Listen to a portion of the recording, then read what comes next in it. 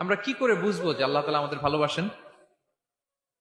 কিভাবে বুঝবো যে তিনি আমাদেরকে পছন্দ করেন, ভালোবাসেন? এটা বোঝার কিছু সিস্টেম আছে। এক নম্বর সিস্টেম হচ্ছে আপনি জাস্ট দেখুন যে আপনি নিজেকে কোন কাজে ব্যস্ত রেখেছেন। আপনি আপনাকে কোন কাজে ব্যস্ত রেখেছেন, আপনার লাইফস্টাইলের দিকে তাকান, লুক অ্যাট ইউর লাইফস্টাইল, আপনি নিজেই বুঝে যাবেন।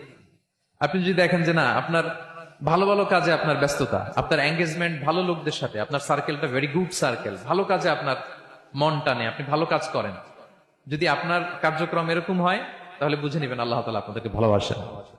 আলহামদুলিল্লাহ। আর যদি দেখেন না, যত আকাম কুকাম আছে ওইটার সবার আগে আপনি, যেই কাজে আল্লাহর ক্রোধ আসে, আল্লাহ রাগ হয়ে যান, যেই কাজ ইসলামে করার নিষেধ, যেটাতে তার অসন্তুষ্টি, ওই কাজে আপনার এঙ্গেজমেন্ট, ইনভলভমেন্ট, আপনার সার্কেল গুলাও এরকম, তাহলে বুঝে নিবেন আল্লাহ ভালোবাসা, এই মহা সৌভাগ্য আপনার কপালে জোটে নাই। তাহলে এটা হচ্ছে একটা সিস্টেম।